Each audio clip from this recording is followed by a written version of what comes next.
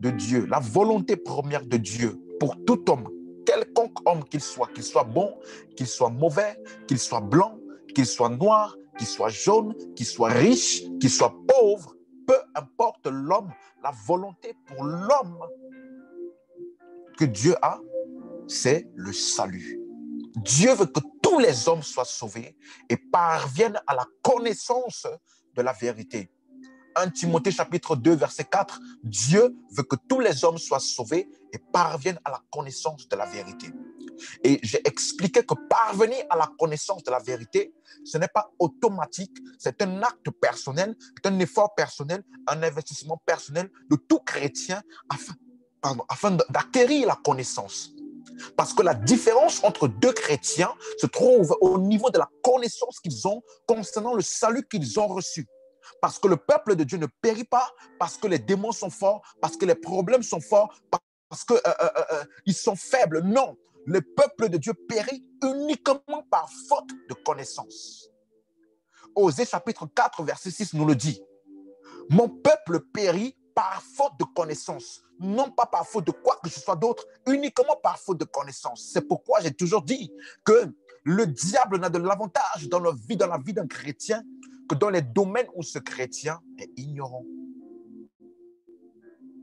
Voilà pourquoi le but principal, l'objectif principal de tout chrétien, après avoir reçu le salut qui se trouve en Jésus-Christ, lorsque tu as cru en l'évangile, ta mission, ton objectif premier après le salut, c'est l'acquisition de la connaissance concernant la vérité du salut que tu as reçu qui se trouve en Jésus-Christ. Alléluia. Et dans l'objectif de l'acquisition de cette connaissance, j'ai expliqué que les Écritures en général, toutes les Écritures parlent d'une personne, Jésus-Christ. Le message principal de toutes les Écritures, c'est Jésus-Christ, c'est le salut par la foi en Jésus. Donc en gros, Jésus-Christ et son œuvre sacrificielle. Si tu ne connais pas tous les détails, toute la profondeur et toute la largeur, la longueur de toute cette œuvre-là, tu seras un chrétien qui vivra dans la défaite parce que tu vivras comme quelqu'un qui n'est pas sauvé. Parce que tu es ignorant de toutes les vérités et les implications qui concernent le salut que nous avons reçu en Jésus-Christ. C'est pourquoi l'apôtre Paul dit dans 2 Timothée chapitre 3, verset 15 à 16, il dit à son fils spirituel Timothée, tu as connu les saintes écritures qui ont la capacité de te rendre sage à salut par la foi en Jésus-Christ. En d'autres termes, les Écritures ont la capacité de te donner la sagesse, l'expertise concernant le salut par la foi en Jésus-Christ. Rien d'autre. Les Écritures ne sont pas là pour t'enseigner, pour te donner la sagesse ou l'expertise concernant comment rendre son homme heureux, comment devenir riche, comment prospérer, comment avoir la percée surnaturelle. Non, ce n'est pas ça le sujet des Écritures. Les Écritures ont un but. Elles ont été écrites pour un but précis, pour donner la sagesse, l'expertise, la connaissance, la profondeur au sujet de la foi, du salut par la foi en Jésus-Christ. Alléluia. Le sujet principal des Écritures, c'est une personne, c'est Jésus-Christ. Dans Luc chapitre 24, versets 25 à 27, lorsque Jésus-Christ était ressuscité et qu'il est parti sur le chemin d'Emmaüs, il a rencontré des disciples. Il leur a demandé de quoi est-ce que vous êtes en train de parler depuis tout à l'heure. Et les disciples lui ont dit, mais tu n'es pas au courant de ce qui se passe à Jérusalem. Il y a un homme qui s'appelle Jésus et qui est mort. C'était un grand prophète puissant en parole et en acte. Et Jésus leur a dit, oh, homme sans intelligence, vous êtes lents à comprendre et à croire ce qu'ont dit les prophètes. En d'autres termes, ils parlaient à Jésus, ils ont marché avec Jésus, mais ne connaissaient pas Jésus. Parce que les Écritures, tout ce qui concernait Jésus, ils étaient ignorants de cela. Tu peux être à l'église, tu peux même prêcher Jésus, mais sans connaître Jésus. Alors Jésus leur a dit, oh homme sans intelligence, et dont le cœur est lent à comprendre, à croire tout ce qu'ont dit les prophètes. Et la Bible dit, commençons par Moïse. Il leur expliqua dans toutes les Écritures ce qui le concernait lui. Parce que toutes les Écritures, de la loi de Moïse et de tous les prophètes, parlent d'une personne, Jésus-Christ. Les Écritures ne parlent pas d'autre chose. Les Écritures ont un but précis. Elles témoignent d'une personne. Alléluia. Et c'est pour cela que dans Jean chapitre 5, verset 39, dans Jean chapitre 5, verset 39, la Bible dit que vous sondez les Écritures. Jésus parlait aux pharisiens, il dit vous sondez les Écritures parce que vous pensez avoir en elles la vie éternelle. Mais les Écritures là, elles n'ont pas la vie éternelle. Hein? Non, les Écritures, elles rendent des témoignages de moi. Voilà ce que Jésus leur a dit. En d'autres termes, les Écritures n'ont pas la vie éternelle. Tu peux lire ta Bible de Genèse jusqu'à Apocalypse. Si tu n'as pas vu ou compris que les Écritures sont pour rendre témoignage d'une personne, alors les Écritures te seront inutiles. Inutiles. La seule manière de comprendre et de lire la Bible, c'est à la lumière de Christ.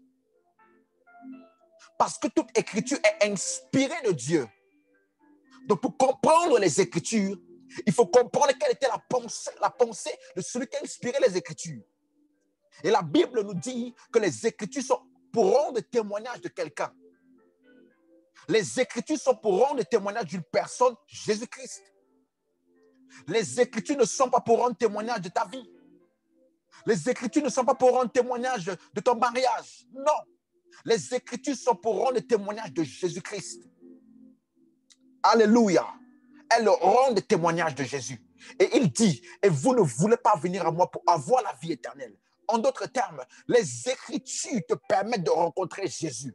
Si tu lis la Bible, tu parcours les Écritures sans voir Jésus, elles te seront inutiles. Tu seras un religieux qui tombera forcément en hérésie. Ce n'est que lorsque tu viens dans les Écritures, avec la pensée et le message des Écritures, et étudiant la Bible dans son contexte, que lorsque tu rencontreras Jésus, et lorsque tu rencontres Jésus, alors de Jésus-Christ coule la vie éternelle. Les Écritures à elles-mêmes, elles n'ont aucune vie éternelle. Elles n'ont la vie éternelle que lorsqu'elles te témoignent de Jésus, et lorsque par les Écritures, tu puisses rencontrer Jésus, alors là, tu vas avoir la vie éternelle. Tu vas rencontrer la vie éternelle. Et je t'ai expliqué que les Écritures, ce n'est pas toute la Bible. Non. Lorsque Jésus a dit que vous sondez les Écritures pour avoir, parce que vous pensez avoir de la vie éternelle, mais à ce moment-là, il n'y avait pas de livre de Jean. Lorsque l'apôtre Paul a dit que toute Écriture est inspirée de Dieu, à ce moment-là, il n'y avait pas de livre de Timothée. Lorsque Jésus a dit aux pharisiens que vous là, vous êtes dans l'erreur parce que vous ne comprenez ni les Écritures ni la puissance de Dieu, à ce moment-là, il n'y avait pas de livre de Matthieu. Dans les Écritures, ce n'est pas toute la Bible. Et j'ai expliqué que dans Romains chapitre 1, verset 1 à 4, il a expliqué que les Écritures sont les écrits des prophètes concernant la promesse de Dieu, concernant son Fils qui devait venir. Donc les Écritures sont tous les livres de l'Ancien Testament qui parlent de Jésus. De Genèse à Malachie. Chaque fois que vous allez voir les Écritures dans la Bible, c'est de Genèse à Malachie. Et les Écritures témoignent de Jésus. Et les Écritures, les saintes Écritures, lorsqu'elles sont connues, elles nous communiquent le salut par la foi en Jésus. Elles nous donnent la sagesse, l'expertise au sujet du salut par la foi en Jésus-Christ. Si tu lis de Genèse à Malachie, et qu'à aucun moment tu ne vois ces choses, le salut par la foi en Jésus-Christ, tu n'as pas lu. Tu n'as pas lu. Alléluia. Et j'ai expliqué que les Écritures constituent également ce qu'on appelle le mystère, ou alors les mystères du royaume. Et j'ai expliqué que pour comprendre les mystères du royaume, il faut avoir la révélation. Il est impossible de comprendre un mystère sans avoir la révélation. Donc les prophètes et tous les écrivains, les prophètes qui ont écrit dans l'Ancien Testament ces livres-là étaient mystérieux pour eux. Nous avons lu dans 1 Pierre chapitre 1, verset 10. Ça par contre, c'est très, très, très important.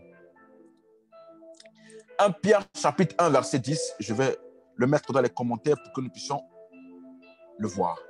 1 Pierre chapitre 1, verset 10 à 12. Il dit ceci. Les prophètes qui ont prophétisé concernant la grâce qui vous était réservée. Donc les prophètes, là, tous leurs écrits, ils ont prophétisé. Ça parlait d'une grâce qui nous était réservée. Quelle est cette grâce? Il dit, ils ont fait de ce salut. Donc, toutes les prophéties de l'Ancien Testament et des prophètes parlaient d'une grâce, le salut par la foi en Jésus.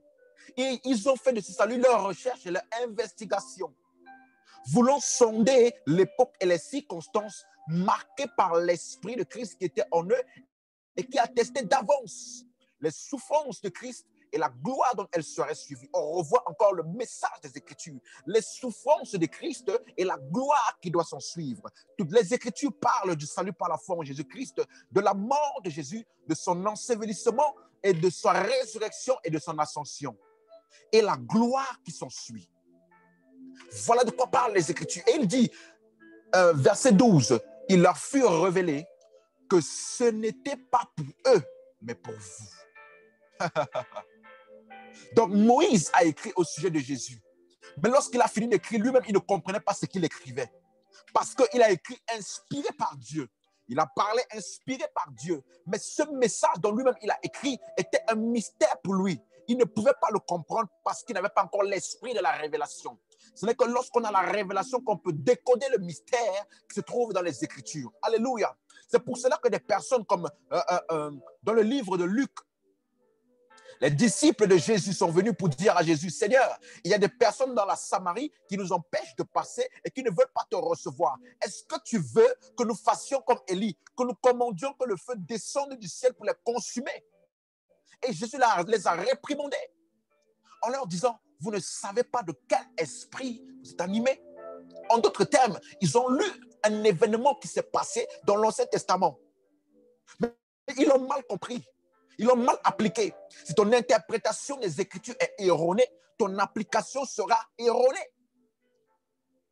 C'est pour cela que je dis, il y a quelques jours, ce n'est pas parce qu'une croyance ou une pratique est écrite dans la Bible que son application est correcte. Il faut que ce soit bien interprété et il faut que ce soit pris dans son contexte afin d'être sûr de ne pas se tromper. Alléluia. Jésus les a réprimandés en disant, vous ne savez pas de quel esprit vous êtes animés. En d'autres termes, si Jésus-Christ était là au temps d'Élie, il allait réprimander Élie en lui disant que ce qu'il a fait là n'est pas de Dieu. Voilà pourquoi il faut comprendre le message des Écritures afin de diviser droitement la parole de Dieu pour savoir à quel moment il s'agit de Dieu, à quel moment il ne s'agit pas de Dieu, à quel moment c'est la volonté de Dieu, à quel moment c'est la volonté des hommes. Alléluia. Donc, 1 Pierre chapitre 1 verset 12 dit toujours, il leur fut révélé que ce n'était pas pour eux, mais pour vous, qu'ils étaient les dispensateurs de ces choses que vous ont annoncé maintenant ceux qui ont prêché l'évangile par le Saint-Esprit envoyé du ciel. Donc, leur message était un mystère pour eux. Et deuxièmement, il dit dans lequel les anges désirent plonger leur regard. Donc, même le mystère sur lequel nous sommes en train de communiquer, même les anges, ils ne connaissent pas ce mystère. Lorsque nous enseignons la parole de Dieu, les anges s'assoient afin d'écouter et de comprendre parce que les anges n'ont pas la connaissance de ce mystère. Voilà pourquoi aucun chrétien ne doit avoir comme un modèle les gens de l'Ancien Testament, ni les anges. Non! Notre modèle, c'est Christ. C'est Christ. Alléluia. Et j'ai expliqué que pour comprendre donc l'Ancien Testament, il faut comprendre le Nouveau Testament. Parce que le Nouveau Testament, c'est ce qu'on appelle la révélation du mystère. Alléluia. Romains chapitre 16, verset 25 dit la révélation du mystère. Il parle de la révélation du mystère. Romains chapitre 16, verset 25. Il dit, à celui qui peut vous affermir selon mon évangile et la prédication de Jésus-Christ, conformément à la révélation du mystère. Donc, l'évangile de Paul, et qui est la prédication de Jésus-Christ. L'évangile de Paul, l'évangile là, c'est la prédication de Jésus-Christ. Ce n'est pas la prédication des principes. Ce n'est pas la prédication de comment réussir. Non, c'est la prédication de Jésus-Christ. Conformément à la révélation du mystère. En d'autres termes, toutes les épîtres là, tout ce que Paul a écrit jusqu'à aujourd'hui, ce n'est pas une révélation particulière qu'il a eue. Non. Il a pris tous les livres, les Écritures. Et il a sorti des Écritures tout ce qui parlait de Christ. Et il nous l'a exposé dans les Épîtres. Voilà pourquoi les Épîtres constituent l'explication, l'interprétation correcte ou alors la révélation du mystère. Parce que l'Ancien Testament ou alors les Écritures constituent ce qu'on appelle Jésus-Christ voilé.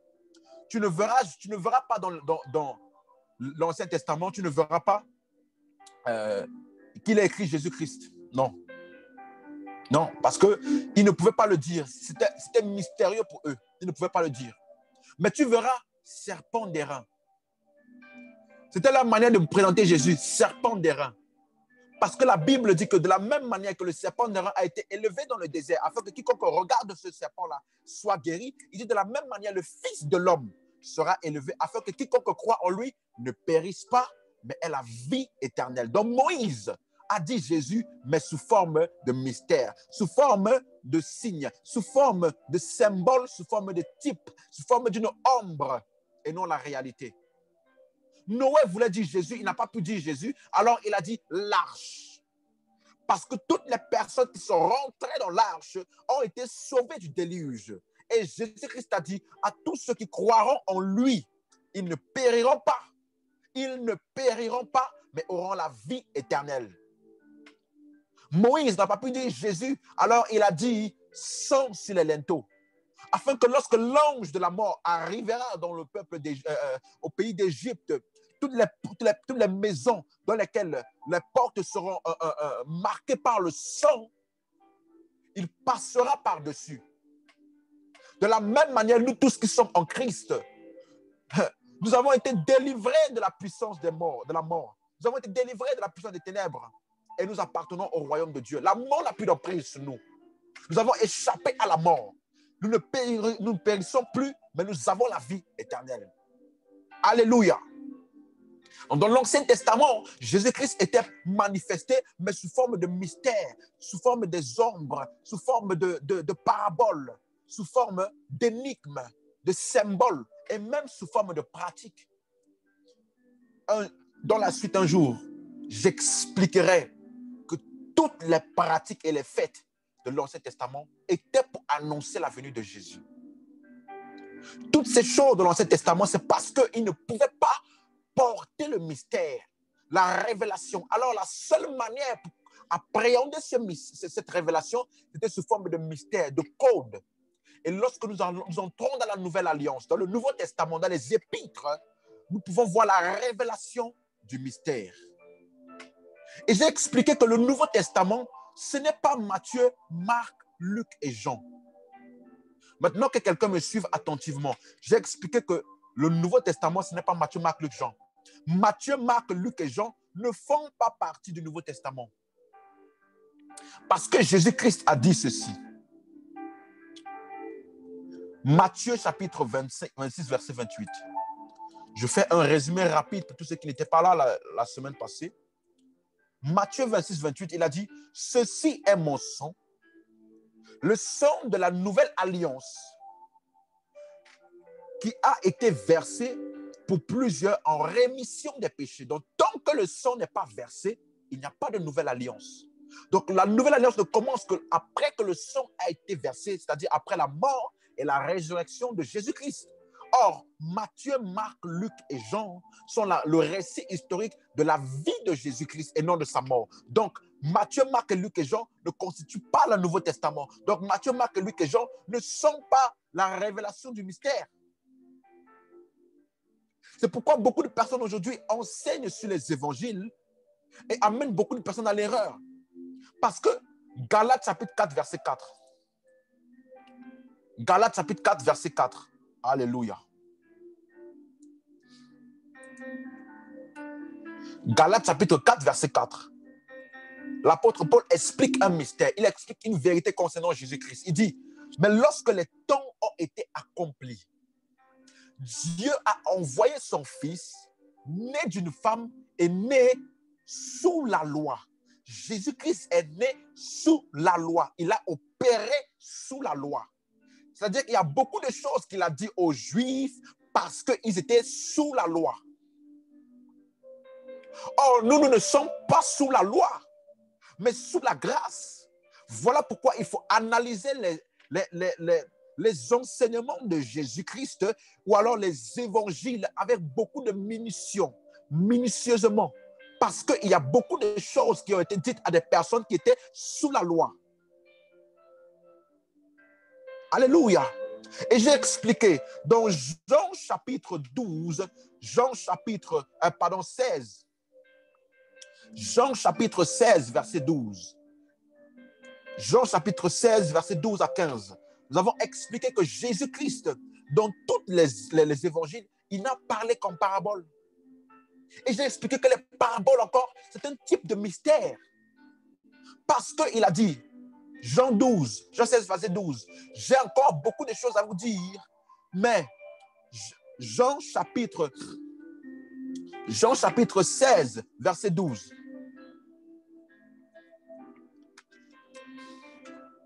Jean chapitre 16, verset 12. Jésus a dit à ses disciples, j'ai encore beaucoup de choses à vous dire, mais vous ne pouvez pas les porter.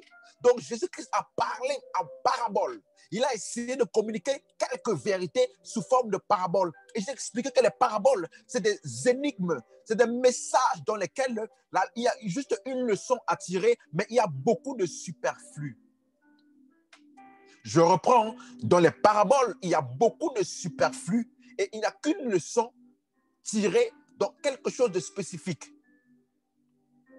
Les paraboles de Jésus-Christ doivent être comprises à la lumière du Nouveau Testament.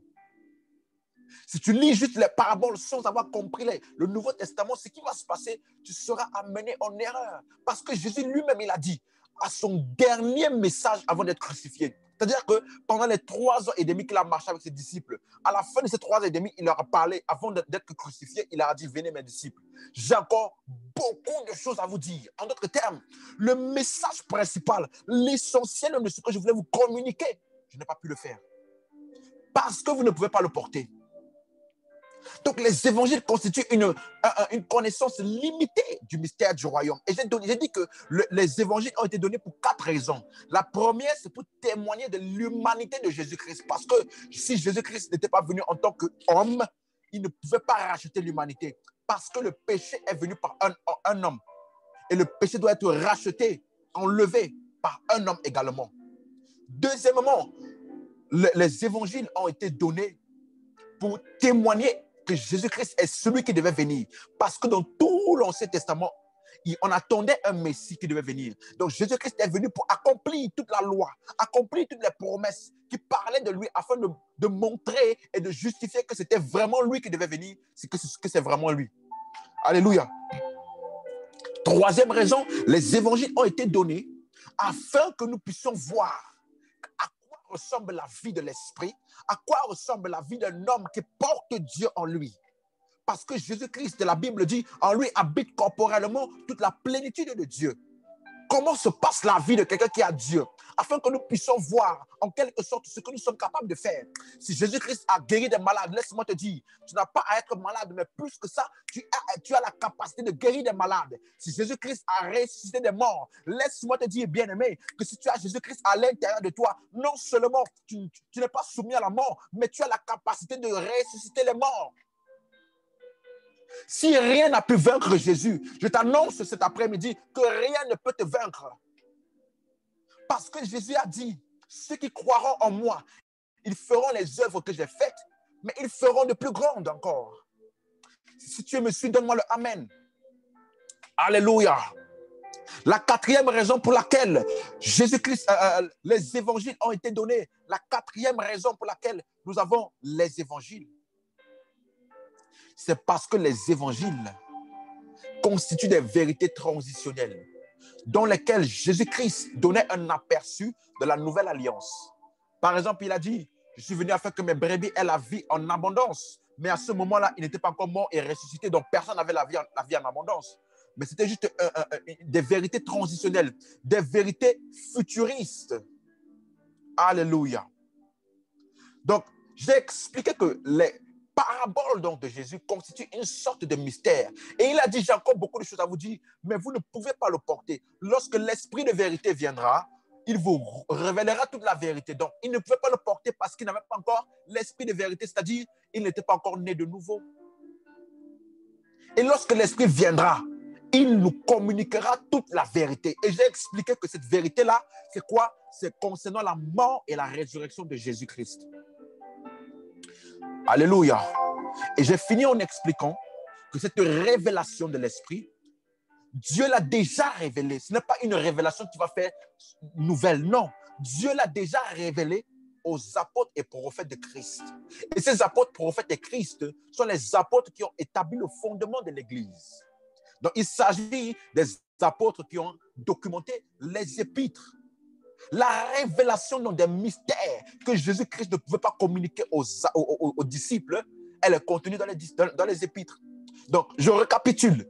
L'Ancien Testament, on peut le comprendre qu'à travers les épîtres. Les évangiles, on ne peut les comprendre. Toutes les paraboles, on ne peut les comprendre qu'à la lumière des épîtres. Et j'ai expliqué une chose. Une des paraboles qu'on utilise pour tourmenter les chrétiens, la parabole des 10 vierges. 5 vierges folles, 5 vierges sages, qu'on utilise pour tourmenter les chrétiens, pour leur dire, faites attention parce que sinon, vous allez manquer l'enlèvement, vous ne serez pas sauvés. Chers chrétiens, gardez votre lampe allumée, gardez votre huile et toutes ces genres de choses-là pour tourmenter, pour les faire pour condamner les chrétiens. Laissez-moi vous dire, il n'y a aucun chrétien qui manquera l'enlèvement. Ce n'est pas possible. Pourquoi? Parce que la preuve de l'enlèvement, c'est l'Esprit de Dieu en nous.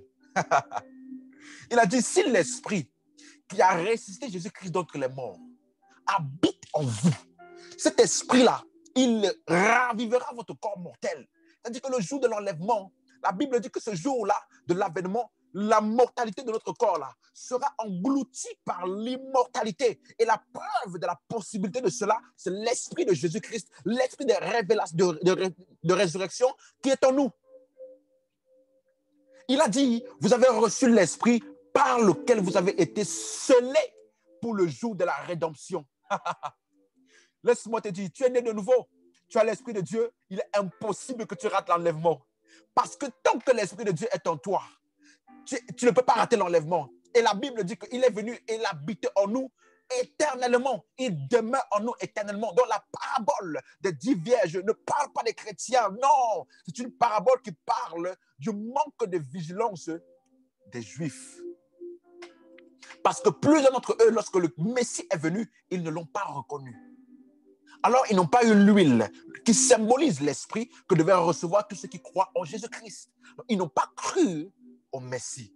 Alors, comme ils n'ont pas cru au Messie, lorsque viendra l'enlèvement ou alors la fin, beaucoup d'entre eux se rendront compte qu'en fait, c'était lui le Messie. Et lorsqu'ils essaieront de venir, ils ne pourront pas parce que la porte du salut est déjà fermée. On parle des Juifs, de ceux qui n'ont pas reçu le Christ. Cette parabole-là ne peut jamais mettre un chrétien en doute concernant son salut. Et laissez-moi vous annoncer quelque chose. Tout message, tout évangile que vous recevez qui remet en question votre salut, si vous avez reçu Jésus-Christ, ce n'est pas l'évangile. L'apôtre Paul appelle cela un autre évangile, inspiré d'un autre esprit. L'esprit de l'antéchrist. Alléluia. Donc, pour comprendre les paraboles, c'est à la lumière des épîtres. Pour comprendre l'Ancien Testament, c'est à la lumière des épîtres. Et aujourd'hui, je vais parler du livre des Actes des Apôtres. Parce que même le livre des Actes des Apôtres, c'est dans le Nouveau Testament. Oui. Le Nouveau Testament, c'est de Actes jusqu'à Apocalypse. Les 4 évangiles et l'Ancien Testament qui constituent le mystère ou les Écritures, ou alors Jésus-Christ voilé. Et le Nouveau Testament qui constitue Jésus-Christ révélé. Ou alors la parole de Dieu divisée droitement, dans laquelle il n'y a aucune impression des hommes, aucune erreur. La parole de Dieu, la révélation de Jésus-Christ qui est parfaitement communiquée, c'est dans les épîtres. Alléluia. Mais j'aimerais quand même dire aujourd'hui que le livre des Actes des Apôtres, ce n'est pas un livre de doctrine. Pourquoi? Parce que le livre des Actes des Apôtres est un livre de narration, tout comme les évangiles. Je vais m'expliquer. Dans Actes des Apôtres, chapitre 1, verset 1 à 1. Nous allons d'abord voir qui a écrit le livre des Actes des Apôtres pour que nous puissions comprendre de quoi ça parle. Si tu me suis toujours, donne-moi un Amen. Si tu me suis, donne-moi un Amen. Le livre des Actes des Apôtres. Le livre des Actes des Apôtres. Actes des Apôtres, chapitre 1, verset 1. Nous allons voir qui est l'auteur des Actes des Apôtres.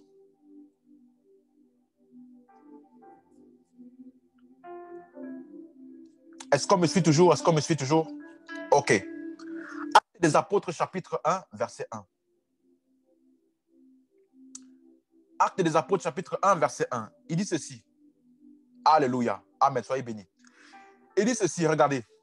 Théophile, j'ai parlé dans mon premier livre de tout ce que Jésus a commencé à faire et d'enseigner dès le commencement. Donc, dans ce livre des Actes des Apôtres, il commence en disant qu'il avait déjà écrit un premier livre à Théophile dans lequel il parlait de tout ce que Jésus a commencé à faire. Donc, alors, de quel livre parlait-il et qui est-ce qui parlait là? Luc chapitre 1, verset 1 à 3. Suivez-moi très bien. Luc chapitre 1, verset 1 à 3. Plusieurs ayant entrepris de composer un récit des événements qui sont accomplis parmi nous. Je reprends. Un récit, une narration des événements qui se sont accomplis parmi nous, suivant ce que nous ont transmis ceux qui ont été des témoins oculaires dès le commencement et sont devenus des ministres de la parole. Il m'a semblé bon, après avoir fait des recherches exactes sur toutes ces choses depuis leur origine, de les exposer par écrit d'une manière suivie. Excellent Théophile. On revoit encore qui? Théophile. Dans le premier livre, dont l'auteur des Actes parlait, c'est le livre de Luc. Dans le livre de Luc est un récit des événements qui sont passés de la vie de Jésus. Et Luc est celui qui a continué non seulement à écrire à Théophile concernant la vie de Jésus, mais également concernant, après sa mort et sa résurrection, la vie de l'Église, l'Église primitive. Toujours Luc, un récit des événements qui sont accomplis parmi nous. Et ce que nous ont transmis ceux qui étaient des témoins oculaires. Donc Luc lui-même, il n'était pas là présent. Il a écrit tous ces livres-là basés sur ce que les témoins oculaires lui ont dit. Mais qui sont ces témoins oculaires? 1 Jean chapitre 1, verset 1 à 3. Soyez un peu patients, je mets les bases pour que nous puissions après monter sans s'embrouiller. Il dit, ce qui était dès le commencement, ce que nous avons entendu. C'est l'apôtre Jean qui parle. Ce que nous avons entendu, ce que nous avons vu de nos yeux et ce que nous avons contemplé et que nos mains ont touché concernant la parole de vie. Verset 3. Ce que nous avons vu et entendu, nous vous l'annonçons. Donc, Jean faisait partie de ce qu'on appelle les témoins oculaires. 2 Pierre chapitre 1, verset 16. 2 Pierre chapitre 1, verset 16. Il dit, ce n'est pas en effet suivant des fables habilement conçues que nous avons fait connaître la puissance et l'avènement du Seigneur Jésus-Christ, mais c'est comme ayant vu sa majesté de nos propres yeux. Donc, on peut dire avec assurance que les témoins oculaires étaient les 12 disciples de Jésus. Jean, Pierre, Jacques et les autres. OK? C'est eux qui constituent les témoins oculaires. Et ils ont raconté toutes ces choses-là à Luc. Et Luc a documenté cela, non seulement la vie de Jésus-Christ dans l'évangile de Luc, mais également la vie de l'Église primitive dans le livre des Actes des Apôtres. Donc le livre des Actes des Apôtres a été écrit par Luc. Si un jour on vous demande cette question, vous savez maintenant pourquoi. Parce que ça a été écrit par Luc qui a reçu cela en écoutant tout ce qu'ils ont raconté, les témoins oculaires, c'est-à-dire les disciples de Jésus, et il a documenté cela en l'écrivant à Théophile. le livre des Actes des Apôtres. Et donc, ce livre des Actes des Apôtres n'est pas un livre de doctrine. C'est un livre, c'est un récit donc historique, un récit des événements qui se sont passés dans la vie de l'Église. OK? Et il y a beaucoup de choses qui ont été faites dans le livre des Actes des Apôtres qui sont sans explication. Donc, la seule manière de comprendre les Actes des Apôtres, la seule manière de comprendre donc les Actes des Apôtres, c'est en faisant quoi? C'est en analysant les épîtres. Alléluia. Est-ce qu'on me suit toujours? La seule manière de comprendre les Actes des Apôtres, la seule manière de comprendre les Actes des Apôtres, c'est en analysant les épîtres. Pourquoi? Je vais vous expliquer.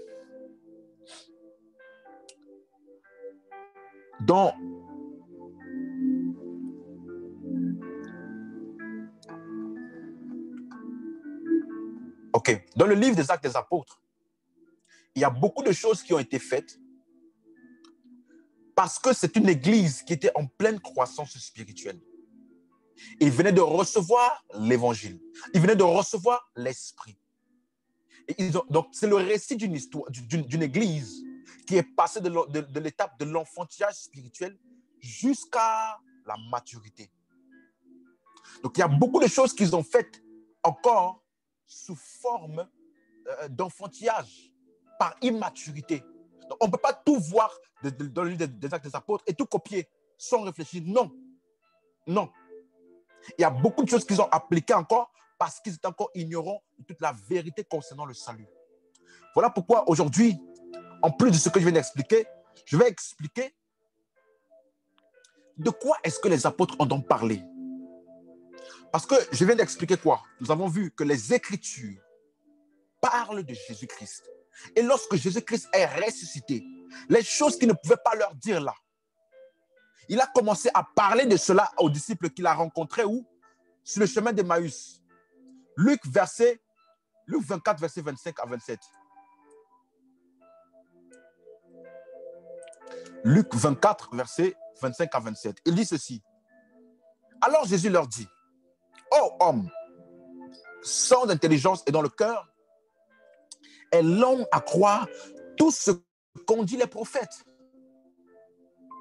Ne fallait-il pas que le Christ souffrisse ces choses et qu'il entrât dans sa gloire? Et commençant par Moïse et par tous les prophètes, il leur expliqua dans toutes les Écritures ce qui le concernait. Donc Jésus a pris le temps de leur expliquer dans chaque livre tout ce qui concernait Jésus, sa mort et sa résurrection. Alléluia. Versets 44 à 47. Il dit ceci. Puis il leur dit, c'est là ce que je vous disais lorsque j'étais encore avec vous, qu'il fallait que s'accomplisse tout ce qui est écrit de moi, dans la loi de Moïse, dans les prophètes et dans les psaumes. Alors il a ouvert l'esprit afin qu'ils comprissent les Écritures. Et ainsi leur dit, ainsi il est écrit que le Christ souffrirait et qu'il ressusciterait le 3e jour des morts. Alléluia. Donc on voit clairement que là, après sa résurrection, il n'y a plus de parabole. Il a parlé en réalité. Il a parlé clairement. Il leur a dit quel était le message principal, ce dont parlent toutes les Écritures. Et dans le livre de Actes des Apôtres, chapitre 1, la Bible nous dit que Jésus-Christ a fait un séminaire pendant 40 jours. Pendant 40 jours.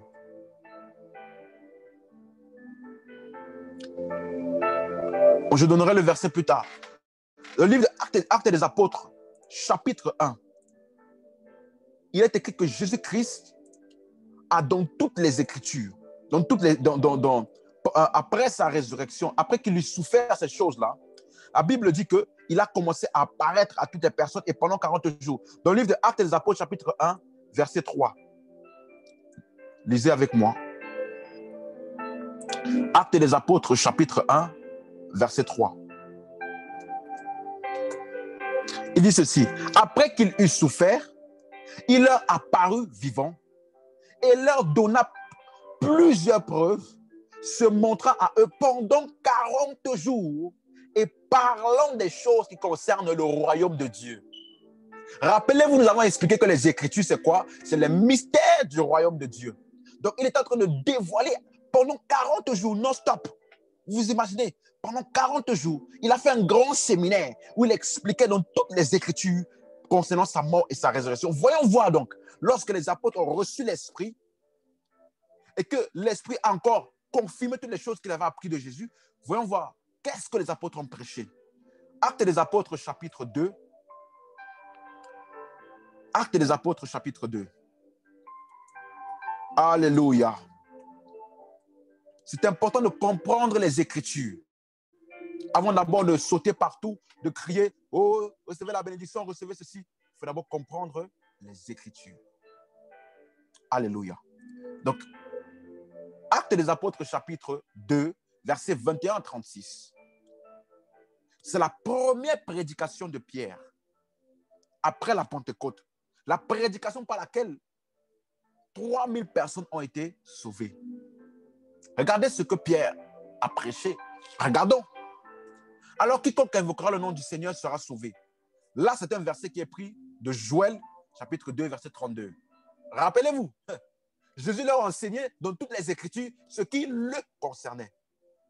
Et voyons voir s'ils ont appris la leçon et si c'est ce message-là qu'ils ont prêché. Hommes israélites, écoutez ces paroles. Jésus de Nazareth, cet homme à qui Dieu a rendu témoignage devant vous, par les miracles, les prodiges et les signes qu'il a opérés par lui au milieu de vous, comme vous le savez vous-même. Verset 23. Cet homme livré selon le dessein arrêté et selon la préscience de Dieu, vous l'avez crucifié, vous l'avez fait mourir par la main des impies.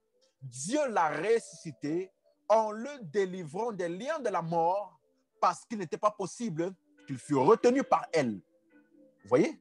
De quoi est-ce qu'il parle? De la mort et de la résurrection de Jésus. Alléluia.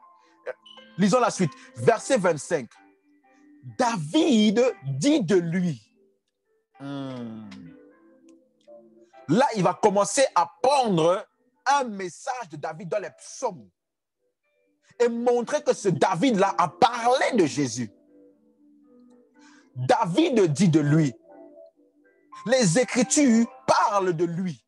Les Écritures ne parlent pas d'un cela ou d'une chose. Non, d'une personne de Jésus.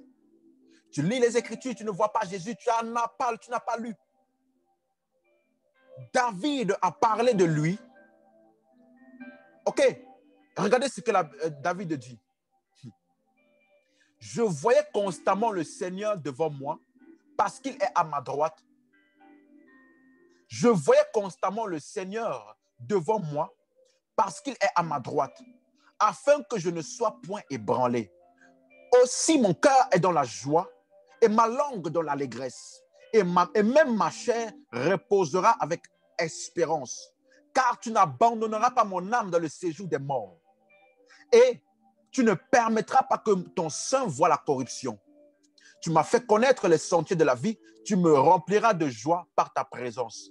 Ici, David, il a pris par référence le psaume 16. Ce psaume-là, vous allez voir, c'est dans le psaume 16. Vous voyez que les disciples, ils ont appris ce que Jésus leur enseignait.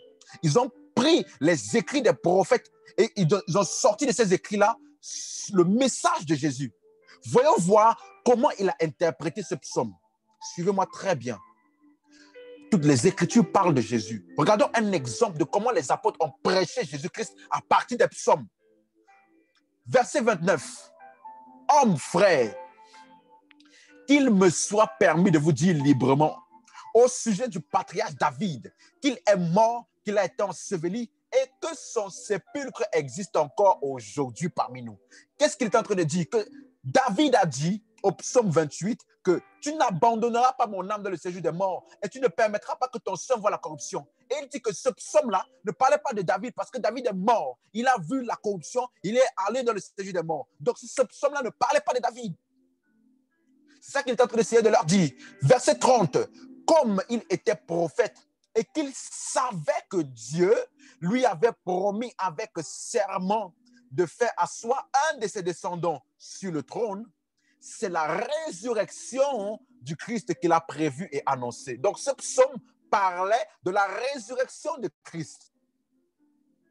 Le psaume-là parlait de la résurrection de Christ en disant qu'il ne serait pas abandonné dans le séjour des morts et que sa chair ne verrait pas la corruption. Voyez-vous, David a parlé de la mort et de la résurrection de Jésus. David a dit que lorsque Jésus-Christ ira en enfer, son âme ne restera pas dans le séjour des morts et Dieu ne permettra pas que son sang voie la corruption. Voilà pourquoi il a dit plutôt que Dieu l'a délivré des liens de la mort parce qu'il n'était pas possible que la mort puisse le contenir. David a parlé de Jésus-Christ. Verset 32. C'est donc ce Jésus que Dieu a ressuscité et que nous en sommes témoins. Donc c'est donc de Jésus qu'il parlait, que son sang ne verra pas la corruption. C'est de Jésus qu'il parlait. Verset 33. Élevé par la droite de Dieu, il a reçu du Père le Saint-Esprit qui avait été promis et il a répondu comme vous le voyez et l'entendez. Car Dieu n'est pas monté car David n'est pas monté au ciel, mais il dit lui-même, le Seigneur dit à mon Seigneur, assieds-toi à ma droite jusqu'à ce que je fasse de tes ennemis ton marchepied, que la maison d'Israël sache donc avec certitude que Dieu a fait Seigneur et Christ, c'est Jésus que vous avez crucifié. Regardez, l'apôtre Pierre, dans sa première prédication, il a prêché Christ. Il a prêché Christ à partir des Écritures. Il n'a pas prêché la prospérité. Il n'a pas prêché des principes. Il n'a pas prêché comment sortir des dettes. Il a prêché Jésus. Il a sorti des Écritures la révélation de Christ. Parce que les Écritures témoignent de Christ. Alléluia. Les Écritures témoignent de Christ. La première prédication, peut-être c'est sa première prédication, regardons la deuxième prédication. Actes des Apôtres, chapitre 3. Deuxième prédication de Pierre. C'est important de comprendre ce que je vous explique. Pourquoi? Parce qu'au jour d'aujourd'hui, il y a tellement de messages dans l'Église que nous ne connaissons plus le message. Il y a tellement de personnages à l'Église que nous ne connaissons plus le personnage. Il y a tellement de choses à l'Église que nous ne connaissons plus l'essentiel. Il faut recentrer les choses là où elles doivent être recentrées. Pierre a prêché la deuxième fois. Actes des Apôtres, chapitre 3. Mais Dieu a accompli, verset 18 à 26, mais Dieu a accompli de la sorte ce qu'il avait annoncé d'avance par la bouche de ses prophètes, que son Christ devait souffrir. L'apôtre Pierre dévoile encore que, en prêchant dans sa prédication, que tous les prophètes là parlaient de la mort de Jésus-Christ. Et que c'est toutes ces prophéties et ces promesses qui annonçaient la mort du Christ là ont été accomplies en Jésus-Christ. Ok? Donc les Écritures sont pour révéler Jésus-Christ. Les Écritures ne sont pas pour te révéler comment tu dois réussir, comment te marier mieux, comment trouver... Non, elles sont pour révéler Christ. Toute prédication qui ne révèle pas Christ, c'est une prédication vaine. Parce que la prédication des apôtres était concernant de Christ. Alléluia. Lorsque tu viens en Christ, tout ce qui est écrit dans les Écritures là s'applique donc à toi. Parce que Christ est l'accomplissement des Écritures. Il dit donc dans le verset 19, répentez-vous et convertissez-vous pour que vos péchés soient effacés afin que le temps de rafraîchissement vienne de la part et qu'il envoie celui qui vous a été destiné, Jésus-Christ. Que le ciel doit recevoir jusqu'au temps de rétablissement de toutes choses dont Dieu a parlé anciennement par la bouche de ses saints prophètes. Moïse a dit, il cite Moïse. Et regardez, c'est très très puissant ce qu'il va dire maintenant. Il dit, Moïse a dit, le Seigneur votre Dieu vous suscitera d'entre vos frères un prophète comme moi, vous l'écouterez dans tout ce qu'il dira. Vous l'écouterez, ce prophète-là que Dieu suscitera. Moïse a annoncé, même avant à la montagne de la transfiguration, lorsque le ciel s'est ouvert et que la voix a dit du ciel, celui-ci est mon fils bien-aimé, écoutez-le.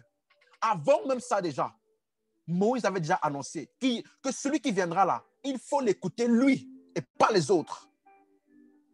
Donc si Moïse dit quelque chose, si Samuel dit quelque chose, si Élie fait quelque chose et que Jésus dit le contraire, j'écoute Jésus. J'ai choisi d'écouter Jésus.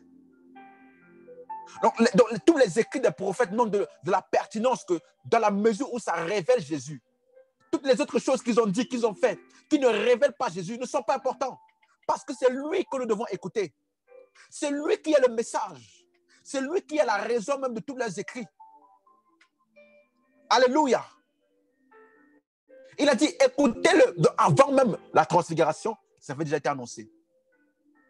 Verset 23.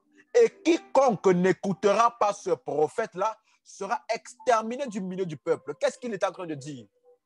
D'une manière métaphorique, il est en train d'expliquer, Jean chapitre 3, verset 16 à 18, que nous connaissons, que Dieu a tant aimé le monde qu'il a donné son Fils unique, afin que quiconque croit en lui ne périsse pas, mais ait la vie éternelle. Et le verset 18 dit, car quiconque croit en lui n'est pas condamné et ne vient point en jugement. Mais celui qui ne croit pas en lui est déjà condamné parce qu'il n'a pas cru au Fils de Dieu.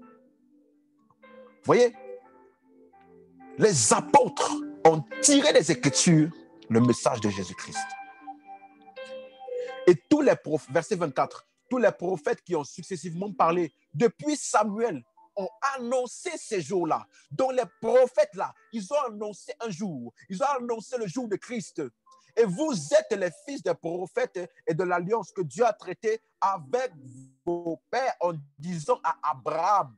Il prend encore maintenant un passage de Genèse qui parlait d'Abraham. Lorsque Dieu a dit à Abraham, toutes les familles de la terre seront bénies en ta postérité. Donc, ils étaient en train de dire que la postérité d'Abraham, là, ce n'était pas Isaac, c'est Christ. La postérité d'Abraham, qui devait recevoir la bénédiction, ce n'était pas Isaac, c'est Christ. C'est pourquoi au mont Moria, lorsque Abraham a voulu tuer Isaac, Dieu l'a dit, mais enlève Isaac là. Ce n'est pas de lui qu'il s'agit. Là, on était juste en train de faire un scénario. Ce n'est pas d'Isaac qu'il s'agit. Ce qu'il s'agit en vérité, c'est celui que je vais pourvoir moi-même. Dieu a lui-même pourvu. Dieu a lui-même, il a pourvu. Lui-même, il a pourvu un bélier qui est le mâle ou le père de l'agneau. Le bélier qui symbolisait l'agneau. Que lorsqu'il mourra, il va prendre le péché et la mort d'Isaac. Parce que c'est Isaac qui devait mourir. Dieu l'a dit, enlève Isaac, ce n'est pas de lui qu'il s'agit. Je vais pouvoir moi-même un bélier. Et lorsque ce bélier-là, il va mourir à la place d'Isaac. Même manière, nous tous Christ est mort de notre mort. Et c'est ce jour-là que Abraham a vu Jésus. Parce que la Bible dit dans Jean chapitre 8, verset 56, que Abraham a vu le jour de Jésus. Abraham a vu le jour de Jésus et s'est réjoui. Quand était ce jour-là? C'était là, au mont Moria. Il a vu Jésus sous forme de symbole, de métaphore. Alléluia. Verset 26 donc. C'est à vous, premièrement, que Dieu, ayant suscité son serviteur, l'a envoyé pour vous bénir, en détournant chacun de vous de ses iniquités. Suivez-moi. C'est très, très puissant ce qu'il vient de dire. Verset 26, il dit ceci.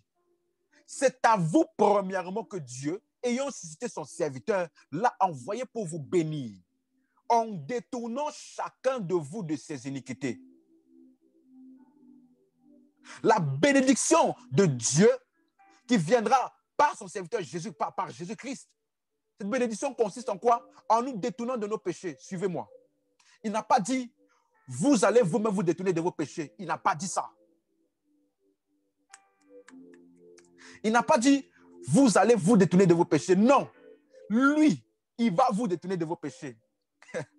Parce que Jésus-Christ est l'agneau de Dieu qui est venu pour ôter le péché du monde. Donc, il ne vous a pas détourné, vous ne vous êtes pas détourné, vous, de vos péchés. Non, il est venu, il a pris vos péchés et là, il a détourné de vous. C'est une œuvre de Christ. C'est ce qu'on appelle la rémission des péchés. Ce n'est pas arrêter de pécher, arrêter ceci. Ce n'est pas ça l'évangile. L'évangile, c'est Jésus-Christ a ôté ton péché. Tu n'es plus condamnable. Peu importe ce que tu fais ou tu ne fais pas, Jésus-Christ ne te condamne plus. Non. Il t'a pardonné parce qu'il a payé le prix pour toi. Alors tu peux le recevoir et t'approcher de lui avec assurance. Voilà l'évangile. Nous avons le pardon des péchés, la rémission des péchés. Il nous a bénis en nous détournant, chacun de vous de ses iniquités. Il n'a pas dit vous a béni parce que vous vous êtes détourné de vos iniquités. Non, il a dit c'est lui qui vous a détourné de vos iniquités. Comment? Il a ôté vos péchés. Il a enlevé le péché entre vous et Dieu. Il n'y a plus de séparation ni de condamnation. Alléluia. Alléluia. Deuxième prédication de Pierre. On continue. Troisième prédication de Pierre. Acte chapitre 5. Là maintenant, je vais aller vite. Acte 5, versets 30 à 42. Le Dieu de nos pères a ressuscité Jésus-Christ que vous avez tué. En le pendant au bois, Dieu l'a élevé par sa droite comme prince et sauveur pour donner à Israël la repentance et le pardon des péchés. Et chaque jour, dans le temple et dans les maisons, il ne cessait d'enseigner et d'annoncer la bonne nouvelle de Jésus-Christ. Il a encore prêché qui? Jésus-Christ. Alléluia. Donc Pierre, dans toutes ses prédications, acte 1, acte 2, acte 3, acte 5, il a prêché Christ. Alléluia. Qu'est-ce que les autres ont prêché? Acte des Apôtres, chapitre 7, versets 52 à 53. Là, c'est la prédication de Étienne qui l'a valu la lapidation. Mais qu'est-ce qu'il a prêché pour que les Juifs ont voulu le lapider? Le message, la prédication, le message de la prédication, qu'est-ce qu'il a prêché pour que les autres aient envie de le lapider? Acte des Apôtres, chapitre 57, versets 52 à 53. Lequel des prophètes vos pères n'ont-ils pas persécuté? Ils ont tué ceux qui annonçaient d'avance la venue du juste, que vous avez livré maintenant et dont vous avez été les meurtriers. Vous qui avez la loi d'après les commandements d'anges et qui ne l'avez point gardée. En d'autres termes, il a dit que les prophètes de vos pères, là, ils ont annoncé la venue de quelqu'un, de Jésus-Christ. Et au lieu de comprendre qu'ils ont annoncé cela, parce que vous aviez la loi, vous deviez garder cette loi. C'est-à-dire, vous devez le reconnaître lorsqu'il devait venir. Mais vous n'avez pas reconnu. Vous n'avez pas gardé la loi. Vous n'avez pas gardé la loi. Donc, est-il encore parlé de quoi? Il a prêché Jésus-Christ. Il a prêché Jésus-Christ. Acte des Apôtres, chapitre 8. Acte des Apôtres, chapitre 8, versets 5 à 8. Est-ce qu'on me suit toujours? Alléluia. Acte des Apôtres, chapitre 8, versets 5 à 8. La parole de Dieu, lorsqu'elle est comprise, est ce qui nous donne de l'efficacité. De l'efficacité. Acte des Apôtres, chapitre 8, versets 5 à 8. La Bible dit ceci. Philippe, étant descendu dans la ville de Samarie, il prêcha le Christ. Philippe, il prêcha le Christ. Il n'a pas prêché un autre message. Il a prêché le Christ. Les foules tout entières étaient attentives à ce que disait Philippe lorsqu'elles apprirent et virent les miracles qu'il se faisait. Car des esprits impurs sortis de plusieurs démoniaques en poussant des grands cris et beaucoup de paralytiques et de boiteux furent guéris. Et il y eut une grande joie dans cette ville. Lorsque le message de Christ est prêché, les miracles ne sont pas un problème. Les délivrances et les démons qui sont chassés et les guérisons, ce n'est pas un problème. Mais sachez que dans les lieux occultes aussi, dans les lieux de fausses doctrines, dans les lieux de marabouts, il y a les miracles là-bas aussi. Donc, qu'est-ce qui fait la différence? Je le dis toujours, lorsque vous allez dans un lieu et que vous voyez des miracles, ne vous excitez pas d'abord. Vérifiez quel message a été prêché avant les miracles. Est-ce que c'est le Christ? Parce que seulement le Christ, lorsqu'il est prêché, l'Esprit de Dieu est celui qui glorifie le Christ par des signes et des prodiges. Parce que la Bible nous annonce que dans les temps de la fin, lorsque l'esprit de l'Antéchrist sera déjà parmi nous par des fausses doctrines, il fera des signes et des prodiges aussi. Donc, qu'est-ce qui fera la différence? Le message de Christ qui sera prêché. Le message de Christ est toujours accompagné des signes et des prodiges. Alléluia. Alléluia. Et donc, il y a une grande joie. Donc, la joie là qu'il y a dans la ville est la résultante du message de Christ. La véritable joie est la résultante du message de Christ. La véritable joie. Les autres messages ne donnent que des excitations. Tu vas t'exciter sur le moment. Oh, amen, amen, amen, amen. Oh, alléluia. Mais quand tu finiras cela là, tu verras que c'est une joie éphémère. Parce que si ta joie est dépendante des circonstances, c'est une joie éphémère. Les messages qui te prêchent juste comment tu vas être béni, comment tu peux obtenir la maison, comment tu peux obtenir la voiture, je ne sais pas quoi d'autre. Lorsque tu n'auras pas ces choses-là, tu n'auras pas de joie. La vraie joie qui est indépendante des circonstances est la joie qui vient du message de Christ. Alléluia. Donc, Philippe a prêché Christ. Mais qu'est-ce qu'il a prêché exactement? Nous ne savons pas. On n'a pas dit clairement. Mais un principe de l'interprétation biblique, c'est si tu veux voir ce qui est arrivé avec une foule, il faut voir ce qui est arrivé à une seule personne. Et lorsque tu verras ce qui est arrivé à une seule personne, tu pourras déduire que c'est cela qui est arrivé à toute la foule. Donc, pour voir ce que Philippe a prêché à toute une foule, voyons voir ce qu'il a prêché à une personne.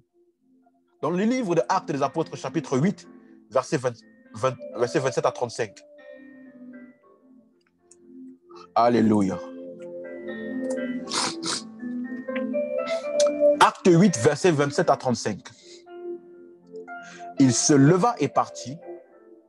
Et voici un Éthiopien eunuque, ministre de Candace, reine d'Éthiopie et surintendant de tous ses trésors, venu à Jérusalem pour adorer. Donc un eunuque éthiopien était venu pour adorer.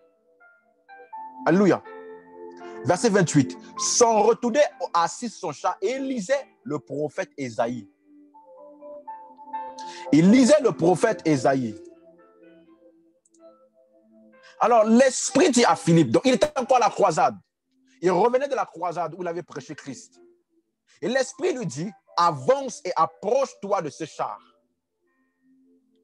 Verset 30. Philippe accourut et entendit l'Éthiopien qui lisait le prophète Ésaïe. Et il dit, comprends-tu ce que tu lis?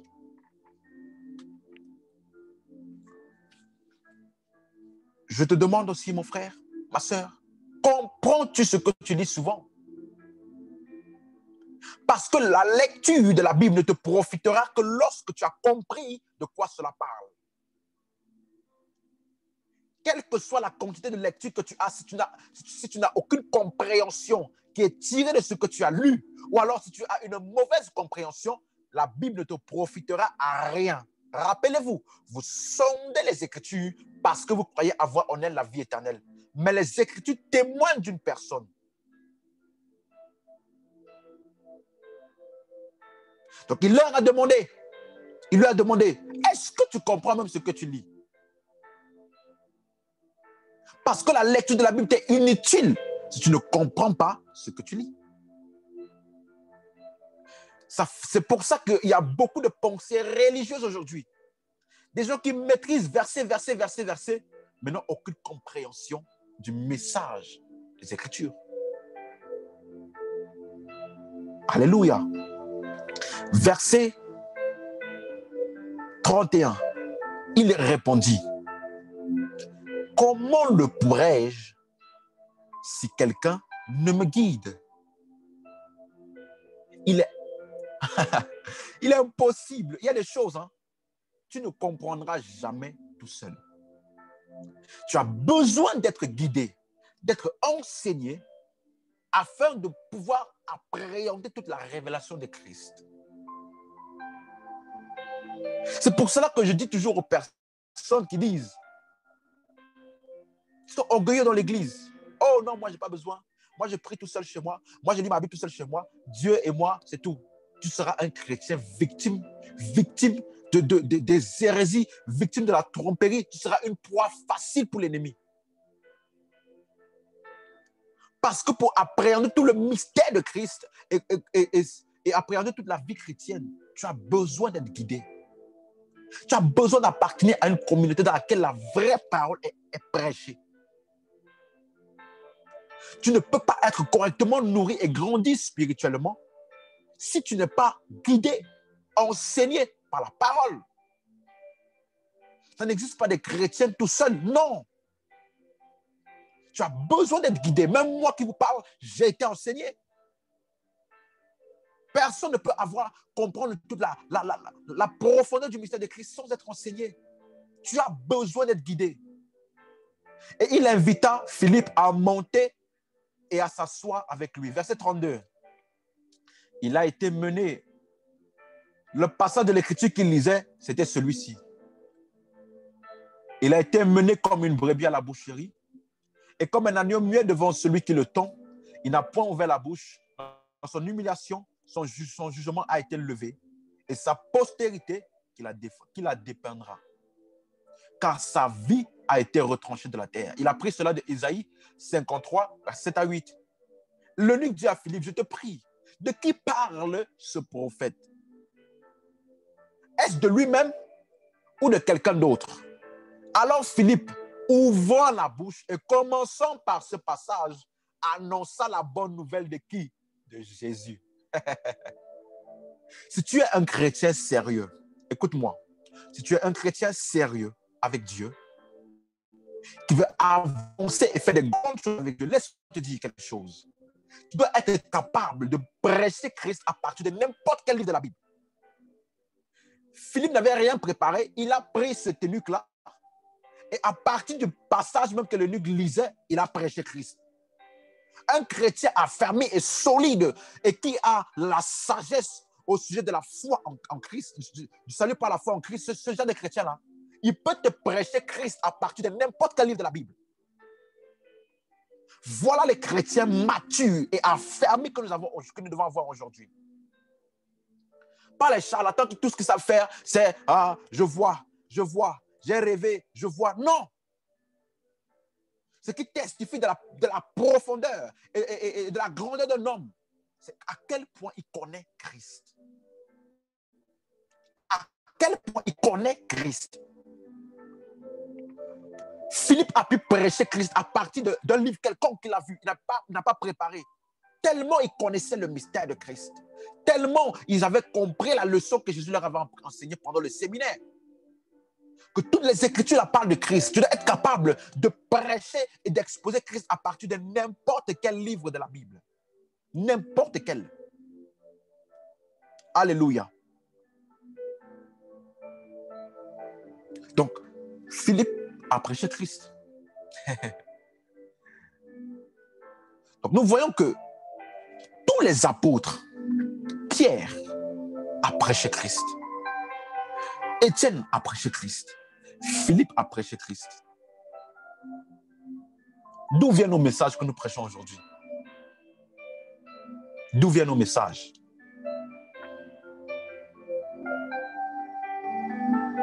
Alléluia. Dans le livre de Actes des Apôtres, chapitre 2, nous allons aller un peu en détail dans la prédication de Pierre, où il a parlé de la Pentecôte. Regardez ce qu'il dit. Actes des Apôtres, chapitre 2, versets 16 à 18, verset 33 et verset 38 à 39. Mais c'est ici ce qui a été dit par le prophète Joël. Il a encore cité les Écritures, l'Ancien Testament. Dans les derniers jours, dit Dieu, je répandrai mon esprit sur toute chair. Vos fils et vos filles prophétiseront. Vos jeunes gens auront des visions. Vos vieillards auront des songes. Oui, sur mes serviteurs, mes servantes, dans ces jours-là, je répandrai mon esprit, ils prophétiseront. Et levé par la droite de Dieu, il a reçu du Père le Saint-Esprit qui avait été promis. Et il a répondu comme vous le voyez. Donc là maintenant, Pierre, il a expliqué cette prophétie à la lumière de Christ. Il a dit que Joël là, est en train de prophétiser au sujet de la venue de Christ, de sa mort et de sa résurrection. Et la gloire qui s'ensuit, une des choses qui constitue la gloire qui s'ensuit, c'est le déversement de l'esprit sur toutes les chairs. Donc, dans les Écritures parlent de la gloire qui s'ensuit, et une des caractéristiques de la gloire qui va suivre la mort et la résurrection de Jésus, c'est quoi? C'est le déversement de l'esprit sur toutes les chairs. Alléluia. Et lorsque cet esprit viendra, il ne parlera pas de lui. La Bible dit dans Jean chapitre 16, mais il parlera de Jésus. Il parlera de Jésus. Il glorifiera Jésus. Jean 16, 13 à 14. Car il ne parlera pas de lui-même, mais il dira tout ce qu'il aura entendu. Il annoncera les choses à venir. Il me glorifiera. Donc, il glorifiera Jésus. Le message de l'Église, ce n'est pas le Saint-Esprit. Ce n'est pas le Saint-Esprit, le message des Écritures. Non. Le Saint-Esprit n'est pas le message des Écritures. Le Saint-Esprit est venu pour révéler Jésus. Les gens qui disent, ah non, vous savez, le Saint-Esprit, c'est le Dieu oublié. On a trop négligé le Saint-Esprit. Le Saint-Esprit n'est pas là pour se montrer. Il est là pour glorifier Jésus. Chaque fois que tu pries, Saint-Esprit, je veux te voir. Saint-Esprit, fais-moi te connaître. Non. Chaque fois que tu dis Saint-Esprit, le Saint-Esprit te dit Jésus. Quand tu dis Saint-Esprit, le Saint-Esprit te dit Jésus. Parce qu'il n'est pas venu parler de lui, mais il est venu pour parler de Jésus. Est-ce que je parle à quelqu'un? Alléluia. Verset 38. Et Pierre leur dit, répentez-vous et que chacun de vous soit baptisé au nom de Jésus-Christ pour le pardon des péchés et vous recevrez le don du Saint-Esprit. Car la promesse est pour vous, pour vos enfants et pour tous ceux qui sont au loin, aussi grand nombre que le Seigneur, notre Dieu, les appellera. Donc la promesse ici est le déversement de l'Esprit qui viendra à la suite de l'œuvre de Jésus-Christ. Alléluia. Donc Jésus-Christ, suivez-moi très bien, Jésus-Christ est l'accomplissement de toutes les Écritures. Je reprends. Jésus-Christ est l'accomplissement de toutes les Écritures. Et sachez que dans les Écritures, il y a des promesses, il y a des prophéties, il y a des ombres, il y a des pratiques. Jésus-Christ est l'accomplissement de toutes les Écritures. Nous ne sommes pas là pour accomplir les Écritures. Non. Dis ça à quelqu'un. Nous ne sommes pas là pour accomplir les Écritures. Jésus a accompli les Écritures. Nous sommes là pour bénéficier de l'accomplissement des Écritures.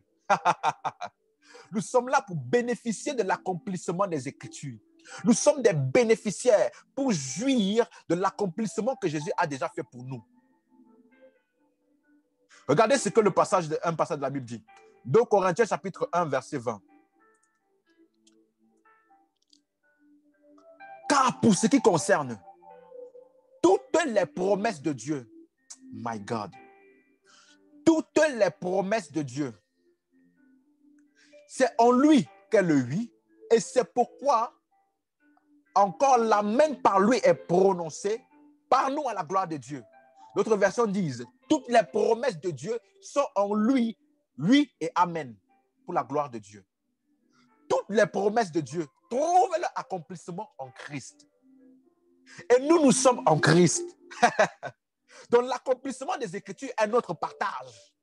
Donc nous bénéficions des bénédictions des Écritures, des bénédictions qui sont dans les Écritures, comme si nous avons tout accompli. Parce qu'en fait, nous avons tout accompli parce que nous sommes en Christ. Et qu'en Christ, toutes les promesses de Dieu sont accomplies. Je vous donne un exemple. Ça va aider quelqu'un à comprendre cette histoire de l'ancienne alliance, la nouvelle alliance, la loi, la grâce. Regardez un exemple palpable. Exode chapitre 19, versets 5 à 6. Moïse dit au peuple d'Israël, maintenant, il dit, c'est ça que Dieu lui a dit, si vous écoutez ma voix Et si vous gardez mon alliance, si il y a des conditions, il y a des conditions pour bénéficier de la promesse, pour bénéficier de la bénédiction. Si vous écoutez ma voix et si vous gardez mon alliance, seulement là, seulement si vous accomplissez ça, vous m'appartiendrez entre tous les peuples. Quand toute la terre est à moi, vous serez pour moi un royaume de sacrificateurs et une nation sainte. Voilà les paroles que tu diras aux enfants d'Israël. Donc, c'est ça que Dieu a dit à Moïse pour dire au peuple d'Israël.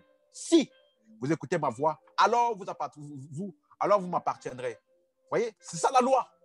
Si tu obéis, tu es béni. Si tu n'obéis pas, tu es maudit. Si tu t'approches de Dieu, Dieu te bénit. Si tu t'éloignes de Dieu, Dieu t'abandonne. Si tu pêches, tu es puni. Si tu ne pêches pas, Dieu est content de toi. Si tu fais le bien, Dieu est fâché de toi. Si tu fais le mal, Dieu est énervé de toi. Vous voyez? Si tu fais le bien, Dieu est content. Si tu fais le mal, Dieu est énervé. Voilà la loi. Si vous obéissez, vous serez mon peuple. Mais regardez, dans la nouvelle alliance, 1 Pierre chapitre 2, verset 9. Dans la nouvelle alliance, regardez, vous au contraire, vous êtes une race élue. Pas de condition. Pas de condition. Parce que Jésus-Christ a accompli là, la partie qui dit, si vous obéissez à mes paroles là, si vous obéissez, si vous écoutez ma voix, si vous obéissez à tout ce que je vous dis, si vous gardez mon alliance, cette partie-là, ce n'est pas pour moi, c'est Jésus qui a accompli. Moi, ma partie qui me concerne, c'est, je suis une race élue. Je suis un sacerdoce royal, une nation sainte, un peuple acquis. Il n'y a pas de condition. Parce que toutes les promesses sont accomplies en Christ. Nous n'accomplissons pas. Nous bénéficions de l'accomplissement. Apocalypse 1, verset 5 à 6. Et de la part de Jésus-Christ, le témoin fidèle, le premier-né des morts, et le prince des rois de la terre, à celui qui nous aime, qui nous a délivrés de nos péchés par son sang, et qui a fait, c'est déjà, ça fait passer, qui a fait de nous un royaume de sacrificateurs pour Dieu, son Père. Alléluia. Il a fait de nous un royaume de sacrificateurs. Il n'y a pas de condition. Il l'a déjà fait. Alléluia.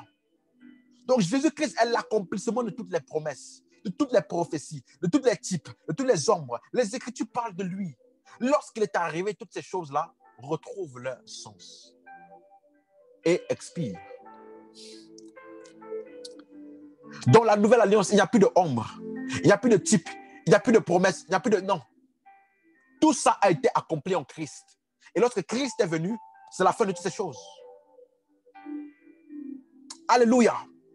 Regardez encore. Donc, nous voyons donc que tous les sermons, acte 2, acte 3, acte 4, acte 5, acte 7, acte 8, acte 10, les disciples n'ont parlé que de Jésus.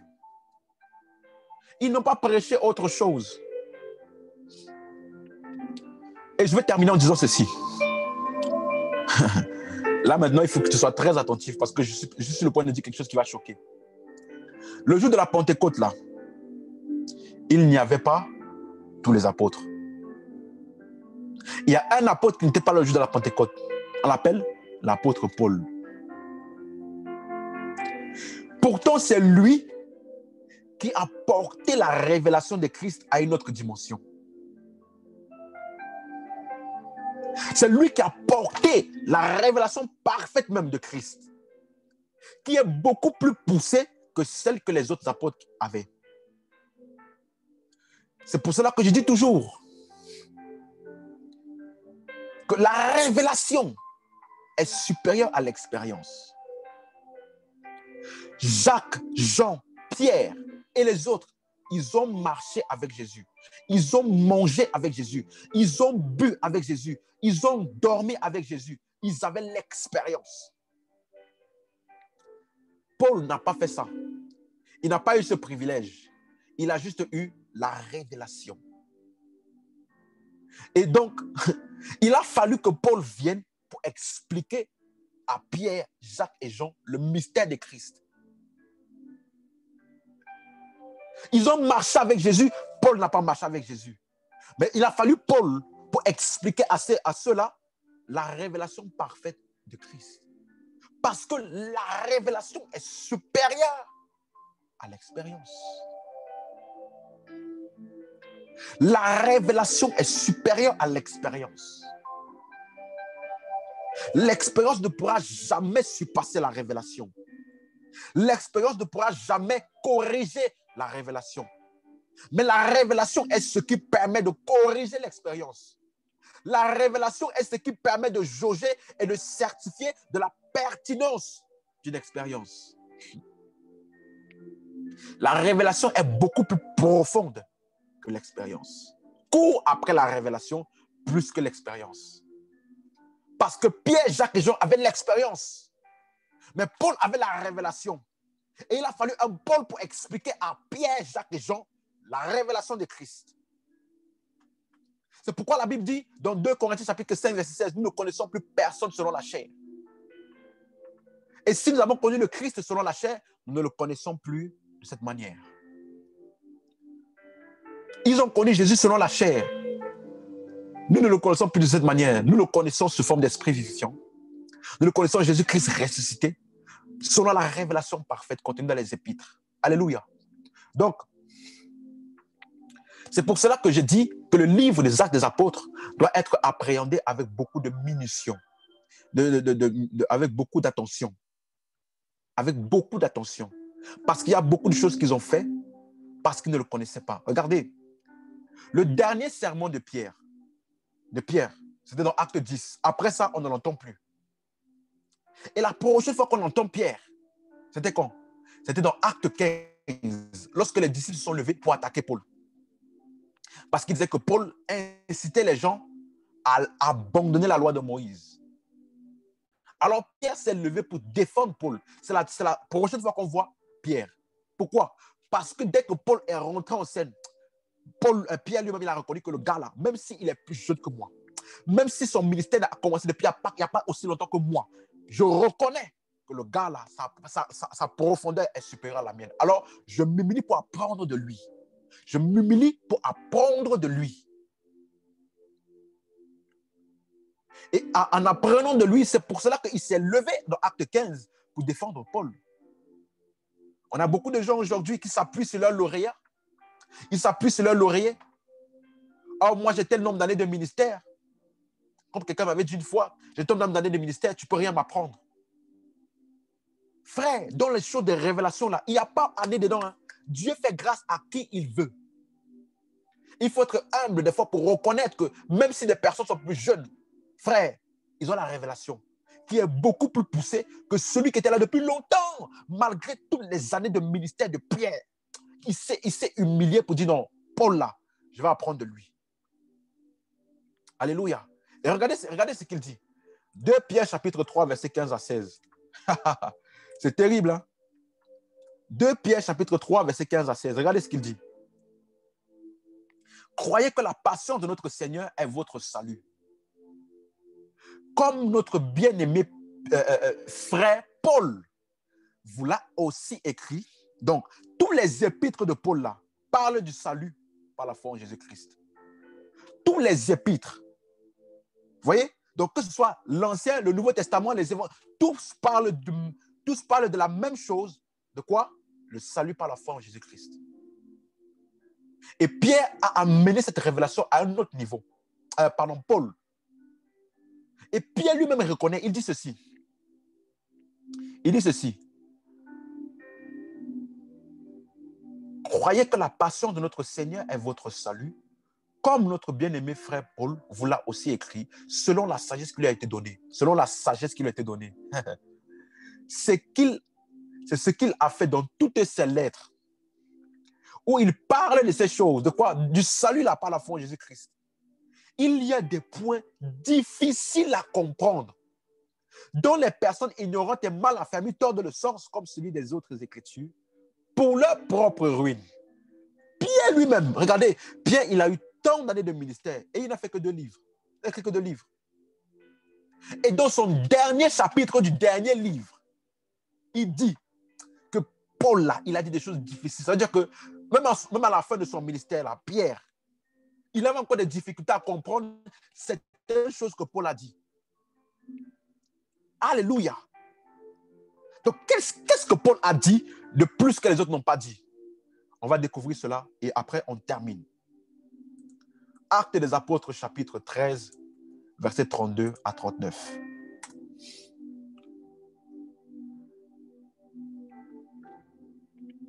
Actes des Apôtres, chapitre 13, versets 32 à 39. Est-ce qu'on me suit toujours? Est-ce qu'on me suit toujours? Très bien.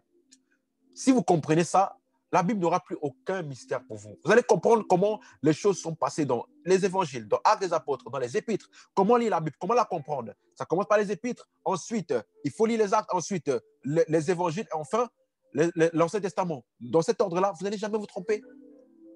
Parce que toutes les Écritures parlent de Christ qui est révélé dans les épîtres. Alléluia. Dans Actes des Apôtres, chapitre 13, verset 32 à 39, il dit ceci. Et nous vous l'annonçons. Cette bonne nouvelle que la promesse faite à nos pères, Dieu l'a accomplie pour nous, leurs enfants, en ressuscitant Jésus. En ressuscitant Jésus, selon ce qui est écrit dans le psaume 2e. Donc lui aussi, il s'appuie sur les Écritures, sur les psaumes pour annoncer Christ. Donc le message de Paul était aussi concernant la mort, l'ensevelissement et la résurrection de Jésus. Verset 34, qu'il est resté d'entre les morts de telle sorte qu'il ne retourna point à la corruption. C'est ce qu'il a déclaré en disant, je vous donnerai les grâces saintes promises à David. Ces grâces qui sont assurées, c'est pourquoi il dit ailleurs, tu ne permettras pas que ton sang voie la corruption. Le même passage que nous avons vu tout à l'heure. Alléluia.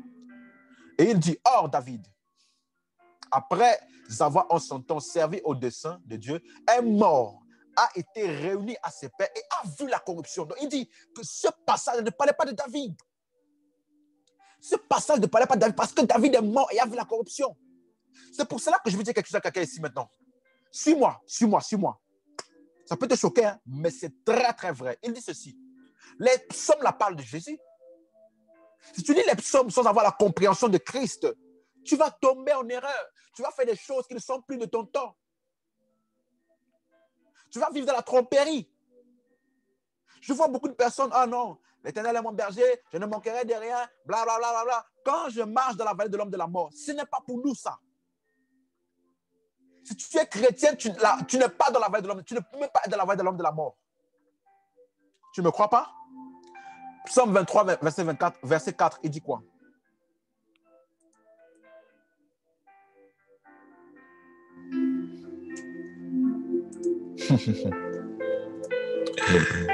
Quand je marche dans la vallée de l'ombre de la mort, je ne crains aucun mal, car tu es avec moi, ta houlette et ton bâton me rassurent. Et je vois des gens, ils prient comme ça. Seigneur, même si je suis dans la vallée de l'homme de la mort, oh, tu es avec moi. Garde-moi, fortifie-moi. Tu es avec moi, ton bâton, ma houlette. Je proclame que la vallée de l'homme de la mort ne m'engloutira pas. C'est quoi cette prière d'ignorance-là? Matthieu chapitre 4, verset 16.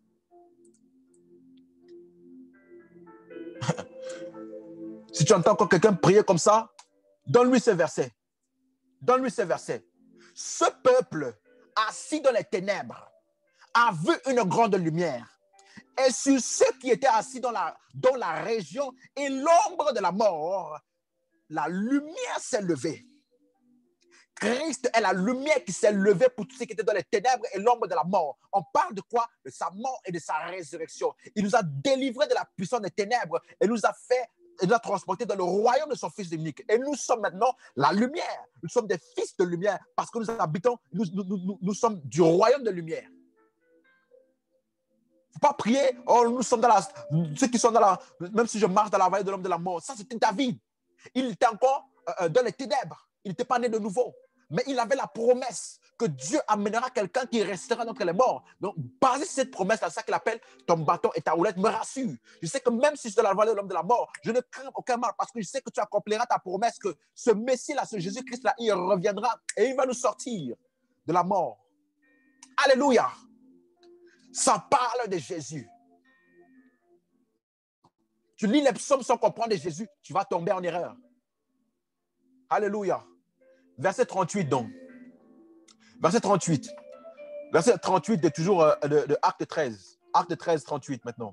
Sachez donc, hommes frères, que c'est par lui, c'est par ce Jésus que le pardon des péchés vous est annoncé. Vous voyez, le pardon des péchés, le pardon des péchés n'est pas prié, n'est pas confessé, il est annoncé. C'est un sujet pour prochainement.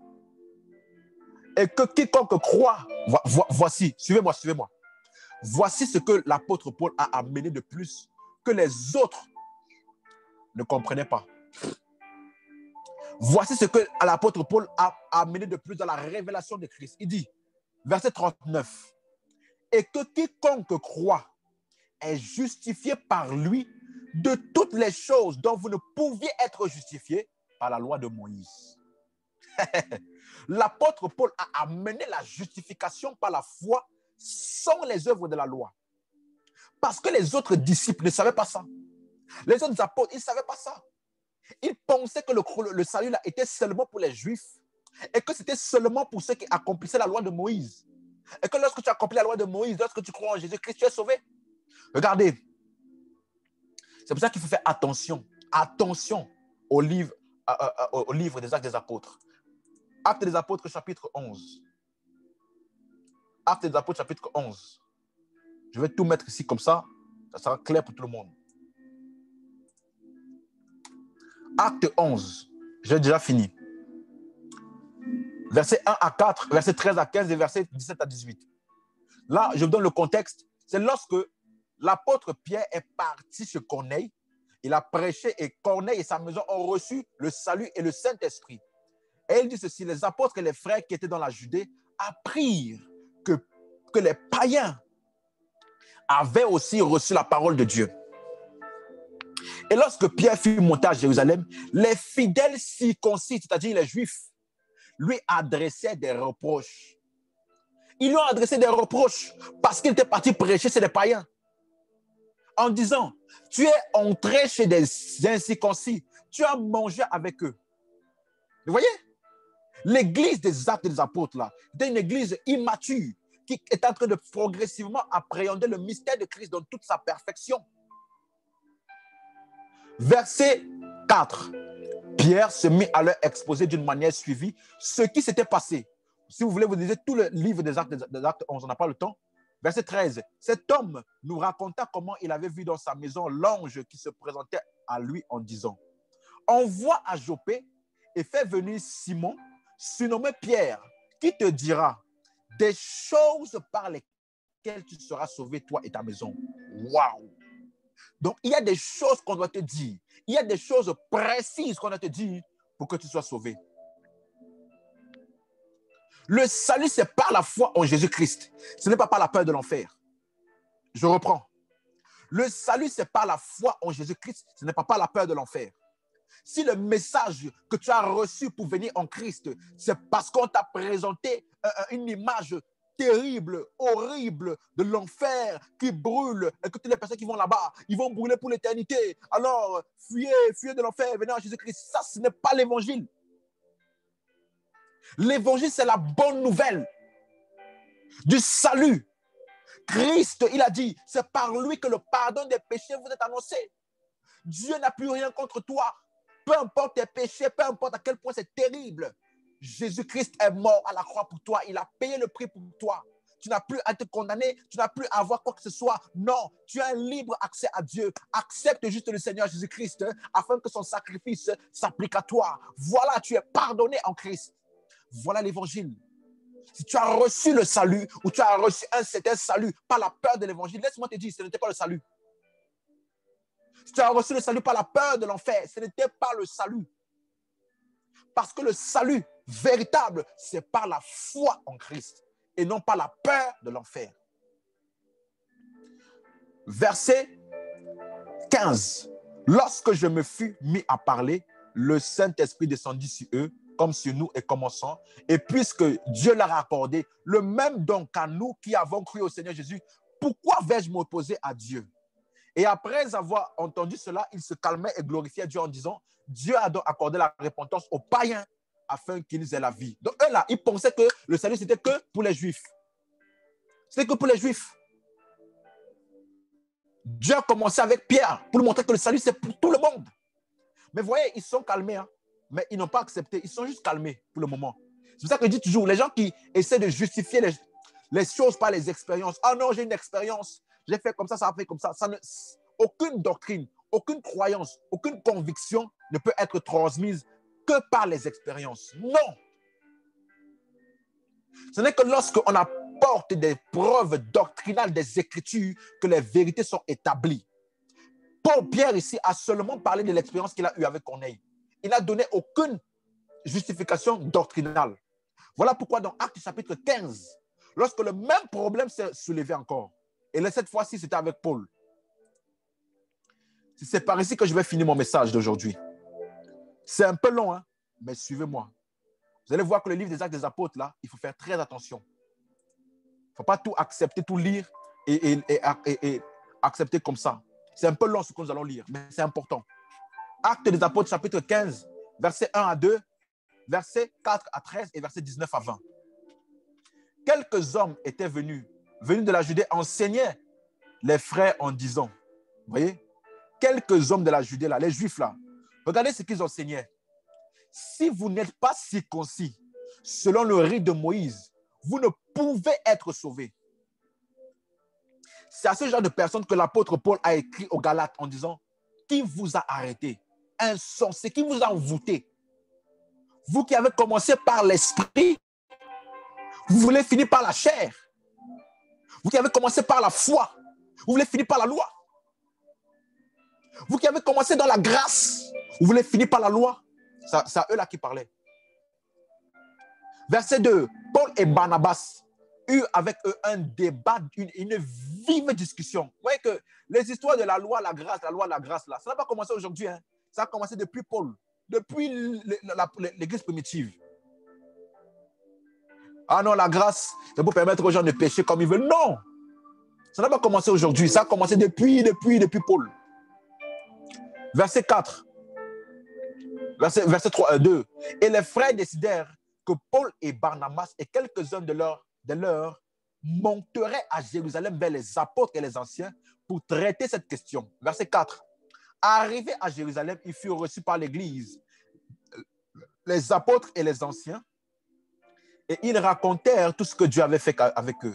Alors quelques-uns du parti des pharisiens qui avaient cru, les Juifs qui avaient cru là, ils se levaient en disant qu'il fallait circoncire les païens et exiger l'observation de la loi de Moïse. Regardez. Verset 6. Les apôtres et les anciens se réunissent pour examiner cette affaire.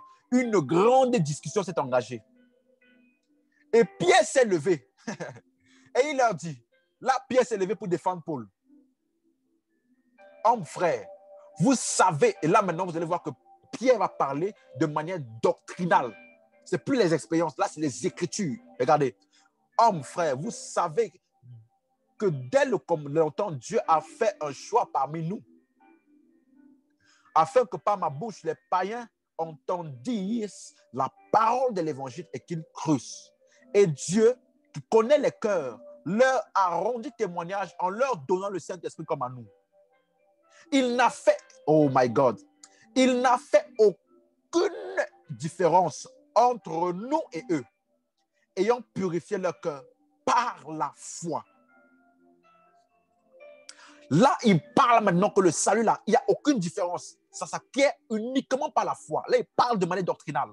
Verset 10. Maintenant donc, pourquoi tentez-vous Dieu en mettant sur le cou des disciples un joug que ni nos pères, ni nous n'avons pu porter? Il a appelé la loi le joug. Et cette loi-là, il dit que ni nous, ni nos pères n'ont pu porter. C'est pour ça que la loi, là, ça produit seulement des hypocrites. Devant tout le monde, ils font les saints comme s'ils accomplissent la loi, alors que tout le monde est conscient que personne là n'a pu porter vraiment la loi. Personne n'a pu vraiment accomplir la loi. Personne. Ils ont tous des péchés. Mais ils font semblant en disant que oui, il faut accomplir la loi parce que la loi produit des hypocrites qui vivent d'apparence.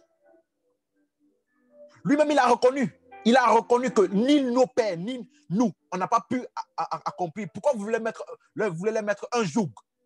Les gens qui disent, non, vous êtes sauvés, hein? Mais il faut donner la dîme. Ah, il faut faire des sacrifices. Ah, il faut semer. Sinon, tu n'es pas dans le salut. On vous met des jougs inutiles. On vous met des jougs. Et c'est ça qui produit ce qu'on appelle les hypocrites. Des gens qui font une apparence de bien-être. C'est pour cela que dans l'histoire de la femme adultère, tous les gens qui étaient prêts à la lapider là, parce qu'ils soi-disant c'était sous la loi, eux-mêmes, lorsque Jésus a dit, celui qui est sans péché, qui lance la première pierre, eux-mêmes ils ont jeté la pierre parce qu'eux-mêmes étaient des pécheurs. Voilà ce que la loi fait. La loi te donne la capacité, tu juges les gens, alors que toi-même, tu sais que toi-même, tu es pécheur comme la personne. L'hypocrisie. Verset 11, regardez ce qu'il dit. Mais c'est par la grâce, oh, alléluia, du Seigneur Jésus-Christ que nous croyons être sauvés de la même manière qu'eux. De la même manière qu'eux. Rien d'autre. Il a parlé d'une manière doctrinale comme Paul. Ça montre qu'il avait commencé à écouter le message de Paul. Le verset 19. Le verset 19. C'est pourquoi je suis d'avis. Là, il y a un patron de l'église qu'on appelle Jacques. Il s'est levé, qui était le pasteur principal de l'église. Il a dit, je suis d'avis qu'on ne crée pas de difficultés à ceux des païens qui se convertissent à Dieu. Verset 20.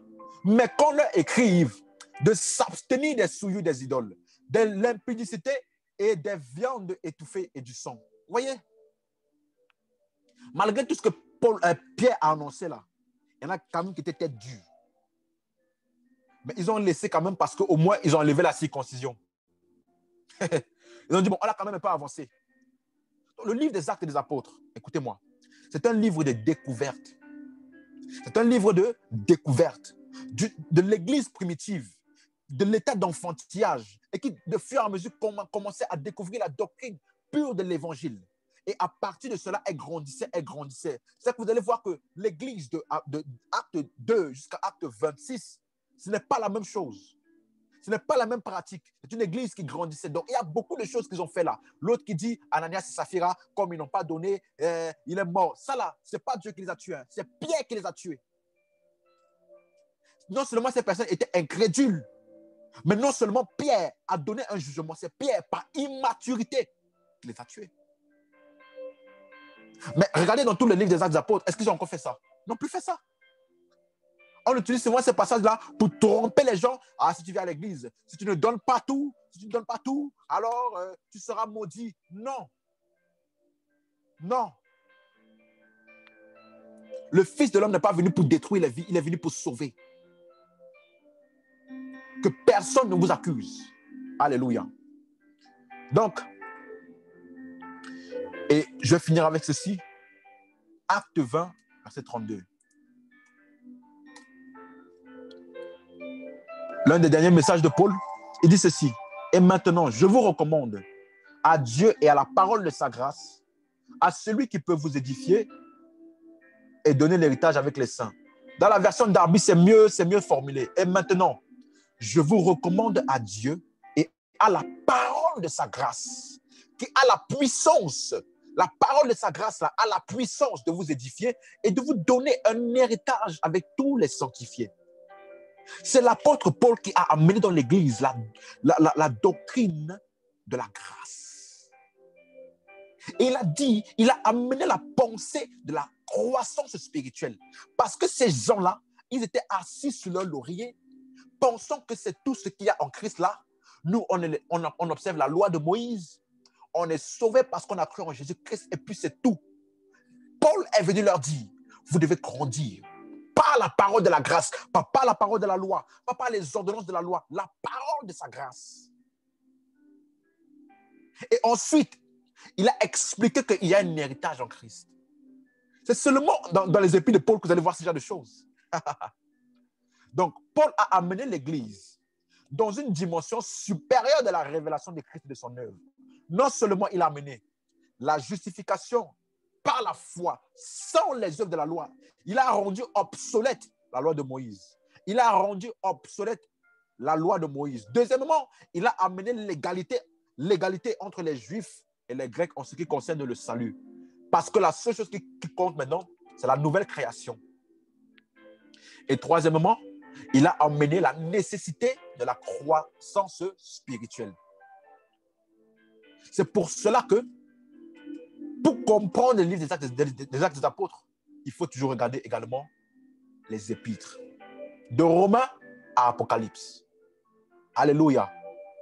Donc, pour résumer tout ce que nous avons fait durant toute cette série, ces 4 dernières semaines, les épîtres constituent la révélation parfaite et totale de Christ. Lorsque nous avons compris cette révélation, nous pouvons comprendre le livre des Actes des Apôtres et diviser droitement. La Bible dit donc, 2 Timothée chapitre 2, verset 15. 2 Timothée chapitre 2, le verset 15. Est-ce qu'on me suit toujours? J'ai terminé, j'ai terminé. C'est juste pour expliquer un principe. Voilà. 2 Timothée chapitre 2, verset 15. Regardez, il dit ceci.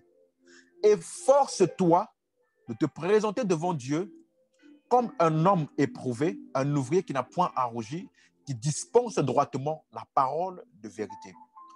Dans la version anglaise, King James Version, il dit, étudie avec diligence pour te montrer approuvé à Dieu, un ouvrier qui n'a point besoin d'avoir honte, divisant droitement la parole de vérité. Qu'est-ce qu'il est en train de dire? La parole de Dieu, ce n'est pas la Bible. La Bible, ce n'est pas la parole de Dieu.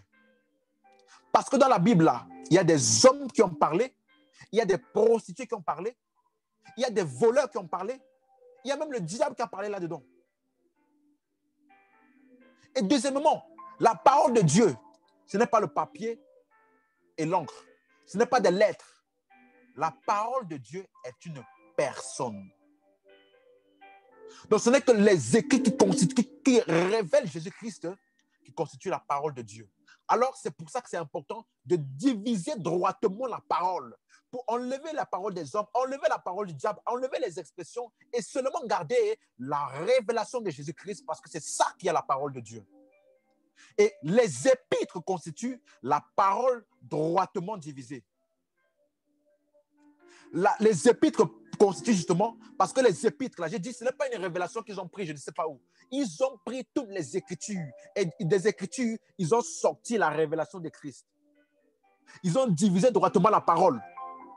Donc, quand tu comprends les écritures, les épîtres, lorsque tu comprends bien la révélation des épîtres, alors tu vas comprendre Actes des Apôtres, alors ensuite tu vas comprendre Jésus-Christ et tous les paraboles, tu vas savoir diviser qu'est-ce qui nous concerne, qu'est-ce qui ne nous concerne pas. Tu vas partir dans l'Ancien Testament, tu vas diviser également qu'est-ce qui nous concerne, qu'est-ce qui ne nous concerne pas. Tu vas aller voir l'histoire d'Élie, tu vas voir que ça ne nous concerne pas.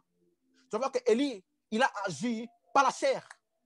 Il s'est laissé inspirer par le malin et il a tué des personnes. Voilà pourquoi Jésus leur a dit, vous ne savez de quel esprit vous êtes animés. Mais quand tu comprends la révélation des épîtres, tu repars dans l'Ancien Testament, tu vas voir qu'il y a des événements, il y a des histoires qui ne nous concernent pas. Qui ne concernent pas la parole de Dieu. Les épîtres sont ce qui nous permet de diviser droitement la parole de Dieu. Que Dieu vous bénisse abondamment. Père, je prie ce soir que la révélation de la parole, que la révélation de Jésus-Christ puisse croître d'une manière exponentielle dans le cœur de toute personne qui écoute ce message. Que les yeux de chacun soient illuminés par ton esprit, que tu donnes un esprit de sagesse et de révélation à toute personne afin d'appréhender le mystère de Christ et qu'il puisse aller de gloire en gloire et manifester ta gloire afin que par eux, ton nom et ta puissance soient manifestés au nom de Jésus-Christ. Soyez abondamment bénis. S'il y a des questions, je vais les prendre, sinon nous avons terminé. Alléluia. S'il y a des questions, je vais les prendre, sinon nous avons terminé.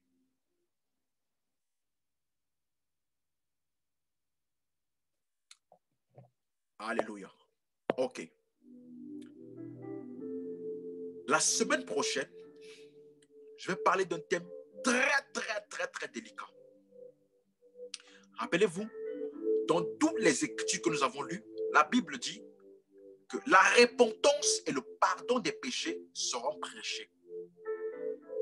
La Bible dit dans Luc 24, verset 25 à verset 44 à 47, que lorsque Jésus-Christ est ressuscité et qu'il a parlé à ses disciples, il a dit, il leur ouvrit l'esprit afin qu'ils comprennent ses écritures. Et il leur dit, ainsi il est écrit que le Christ souffrirait et qu'il ressusciterait des morts le troisième jour. Et que la repentance et le pardon des péchés seraient prêchés en son nom.